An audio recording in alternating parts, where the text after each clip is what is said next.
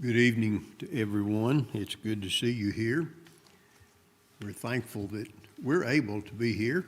We know a lot of folks are not able to be with us tonight. I think a lot of folks are joining us on live stream, so hopefully everything will stay connected. Tom is going to teach from behind the table here just so that we don't have any microphone problems.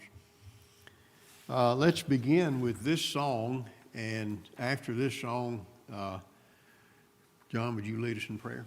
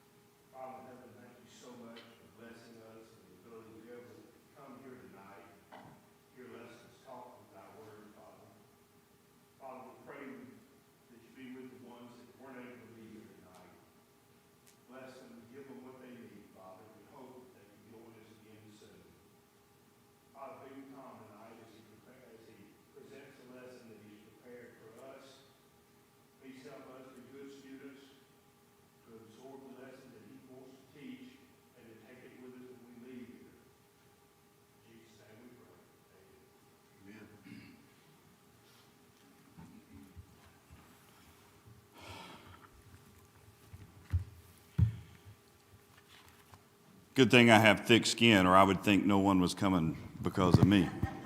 John asked me, he said, Tom, what did it take, a month for you to run everybody off?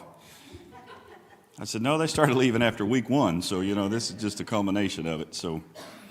But we're glad you're here. Doug, can you hear me through this microphone? It sounds really loud to me, but does it sound all right? Tonight we're in chapter 2 of James. We're going to talk about faith and works. This is one of the most important sections of this book, and it's one of the ones that is probably talked about more in the religious world as a whole than any other. It's interesting, I've got a couple of commentaries. David let me use one, and I forget the person's name on that one. Then I have one from Guy and Woods. And in this portion of it, Guy and Woods was talking about Martin Luther and his disdain for the book of James. Why does Martin Luther not like James? Because Martin Luther teaches faith only. So when he reads chapter 2 of James, he said that book gives me problems. And I forget the terminology that he used, but he's one of the few who argued that James should not be in the Bible at all because of what it teaches. Because it teaches something that conflicts with what he teaches. So therefore, he thought he was the authority and said, let's remove James, not me. So it's going to be interesting as we go through this. Faith and works. What do we hear mostly from the denominational world? What saves you? Faith and faith only, right? So, as we go through this, we'll talk about some of those concepts and how people got to those concepts, which is in some of the analogies that Brother Woods uses in his book. I didn't write them down or anything, but some of the suppositions you have to make when you ask a question back, it paints those people in a corner. And I think James does a very good job in this chapter of addressing that, because not only does he say faith without works is dead, he gives examples that those folks would know, of Abraham and Rahab and all of those specific examples. And what are they going to say then?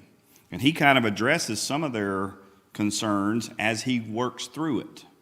So let's read, my brethren. If someone says he has faith but not have works, can faith save him? If a brother or sister is naked and destitute of daily food, and one of you says to them, depart in peace, be warmed and filled, but you do not give them the things which are needed for the body, what does it profit? Thus also faith by itself, if it does not have works, is dead. Some translations use useless. But someone will say, you have faith, and I have works. Show me your faith without your works, and I will show you my faith by my works. You believe that there is one God. You do well. Even the demons believe and tremble. But do you want to know, O foolish man, that faith without works is dead? Was not Abraham our father justified by works when he offered Isaac his son on the altar? Do you see that faith was working together with his works, and by works faith was made perfect? And the scripture was fulfilled, which says, Abraham believed God, and it was accounted to him for righteousness, and he was called the friend of God. You see then that a man is justified by works, and not by faith only. Likewise, was not Rahab the harlot also justified by works, when she received the messengers and sent them out another way? For as the body without the spirit is dead, so faith without works is dead also.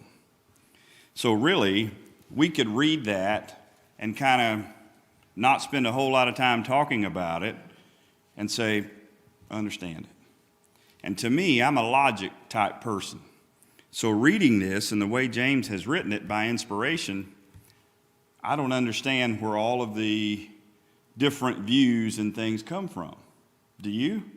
It seems pretty clear to me. But it takes someone who is looking for a different thought or comes in with their own thought to make that. So salvation is something we all desire. These first century, remember, these are Christians he's writing to. They knew what was required, as do we. James is talking to them to remind them. Now, does Paul say a lot in his writings, I tell you this to remind you or to bring you into remembrance? Why do you think he does that? Because we, as people, tend to forget, don't we? Or we let other things cloud our mind and we get away from doing those things that we should. Like last week, we talked about partiality. They knew better than that, but things happen. People do things, and you start getting comfortable and things go awry. So James says, Paul and James both are bringing to their remembrance these concepts that these Christians should know and that he reminds them that they need to know. Now, let's get this out in the open before we start. Can you do enough works in your lifetime to justify salvation? No. That is not what we're saying when we go through the book of James. And that's one of the first things that people will tell you out there is, well, you guys believe in works only, not faith. No. We're going to talk about, the book talks about faith and works, because faith alone can't save you. So we know that there's no work we could do to ever justify or warrant what Jesus did for us on the cross. And we all agree with that from the beginning, right? So we know that. So can faith alone save? No. And we'll go through that verse by verse, what James talked about. But the religious world today says it can. And it's interesting in that I grew up in a denomination where the once saved, always saved was one of their big tenets. So what happens when you go to a funeral of a family member who was saved when he was 16 or 20, lives like the devil for the next 50 years, and when he dies, what does the preacher say? You've all been there. Have you ever heard anybody preached into hell? Have you ever heard anybody preached into heaven that lived like the devil? Because of the once saved, always saved, and they had faith, therefore that was all that was required. So James talks about that in this book, and it's amazing to me that people don't understand that a biblical faith has to be exhibited. And how do we exhibit that? By works, doing the things that God has asked us to do. Now, the difference here is this is not works that we boast about, because Paul says that. I don't boast about any works or those things. What did Paul tell them? I'm glad I only baptized a few of you because I don't want everybody thinking you're a Paul, because you're not. So it's not those outside works that we talk about, but it's what God expects us to do as Christians. That's the work that James is talking about. And he starts off in verse 15, chooses an illustration that hits close to home with all of us. What does it say? What does it profit if someone says he has faith but does not have works? And then he goes right in. If a brother or sister is naked and destitute of daily food, and one of you says to them, depart in peace, be warmed and filled.